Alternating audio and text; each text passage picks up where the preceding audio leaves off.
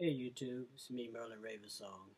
I noticed in my last video the sound quality wasn't that great, so I think it was because I had the heater going and it was screwing with the electricity in my room and it was messing up the sound quality. So I apologize for that.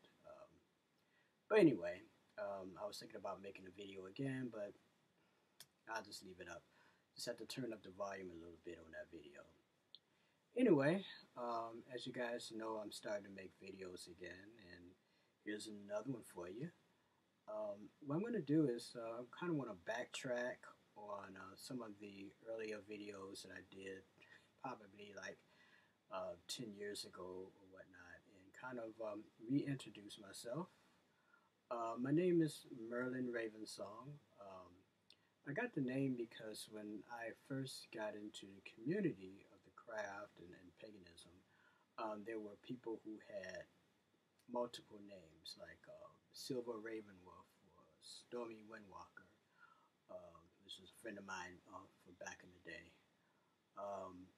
and a host of other names. And I wanted a name that was similar to that, so I chose the name Merlin Ravensong. The name Merlin came from the novel The Mists of Avalon. I read part of that book. I never read the whole thing, but back when I used to run a student organization on the campus of Wayne State University, a guy came and we were talking about the Mists of Avalon, and he was saying that Merlin in the book wasn't just one character. Merlin was a title, and I kind of dug that, because before I was kind of using the name just Ravensong, and knowing that the name Merlin was a title, I put that on top of that Merlin Raven song. So it had that kind of bouncy, I don't know, wordplay as far as my name goes. Also, I've been studying a lot of Egyptian religion, Egyptian philosophy, or Kemetic philosophy.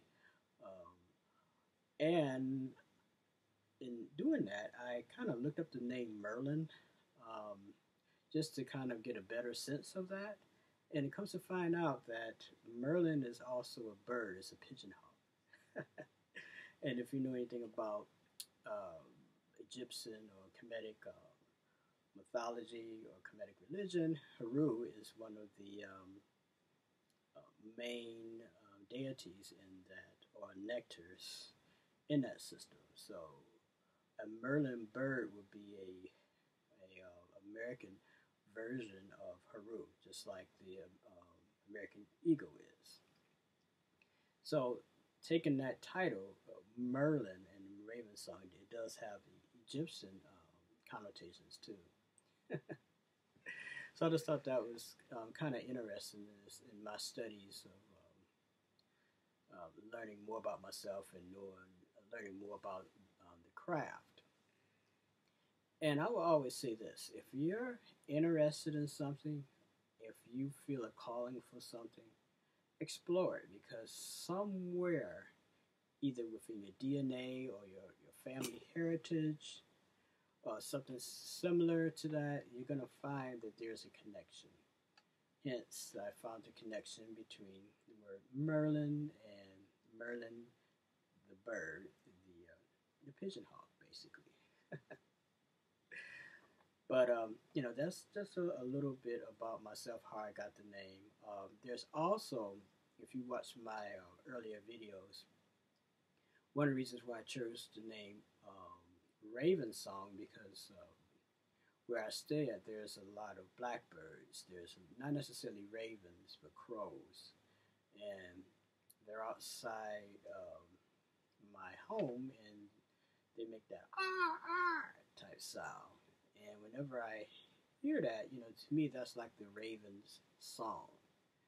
And being a guitar player and loving that kind of squelching type sound, um, added it as part of my name, Raven Song. And I think also when I look at my astrological chart, I have a lot of air in my astrological chart. And air is associated with birds. It's associated with flight, so hence the name Merlin Raven Song. Plus, I wear black the majority of the time too, in honor of that. But there's more reasons why I wear black, but that's another video. My beliefs. A lot of my beliefs come out of the Nile Valley. Some of my beliefs come out of just standard witchcraft as it was presented to me when I first started the craft. Um, I see what people would call the gods as being nectars. They are personifications of the powers and the forces in nature. Um, there's an old saying that God is how's it go?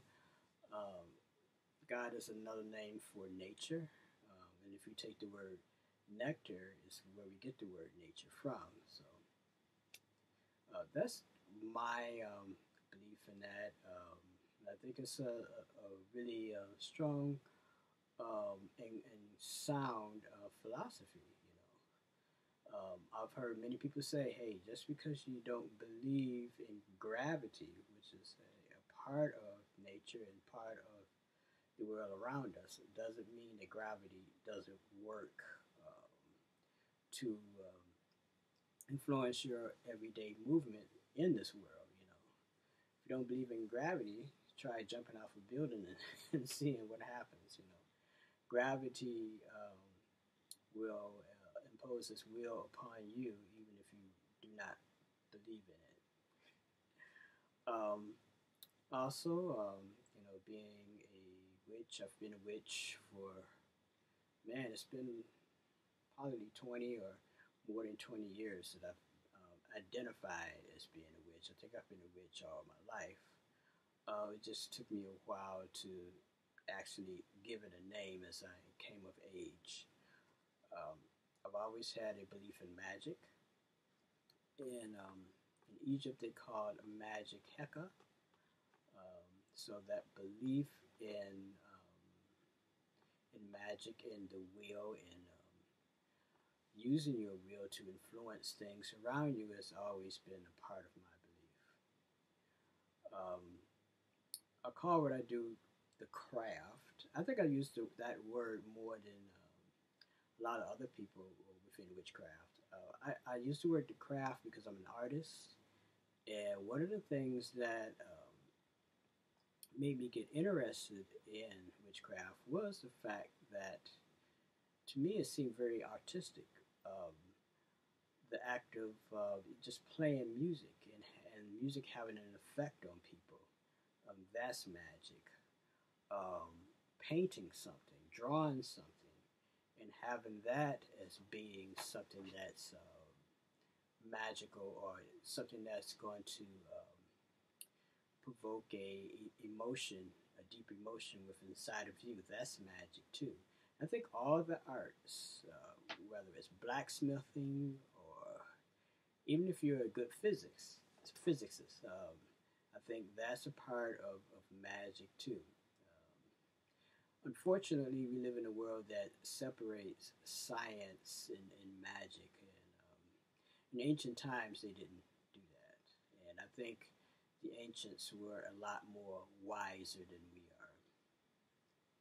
A lot of people who follow the right hand path of religions like Christianity, Judaism, and Islam may see what I'm doing as demonic, but my interpretation of demon is a lot different than their interpretation.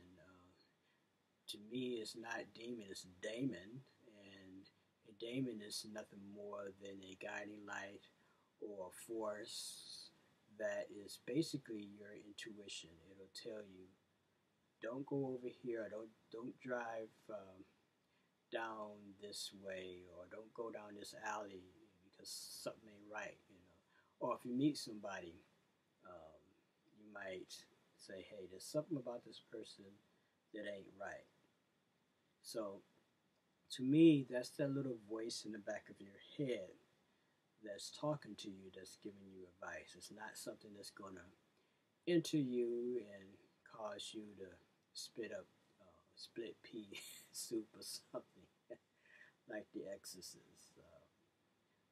And I've always said that if the devil was going to possess someone, it would have a lot more to say than, your mother sucks cock in hell, or something similar to that. It's just, that's my perspective on things. So anyway, I've been doing this for quite a long time. I'm associated with some magical groups that I like to keep to myself, at least for the time being. I will say that for a while I was running a group on the campus of Wayne State University called Full Moon Circle. Had a blast with that. Ran that for many years. Learned a lot from just teaching the class, and learned a lot from my students that used to come to Full Moon Circle meetings at Wayne State University.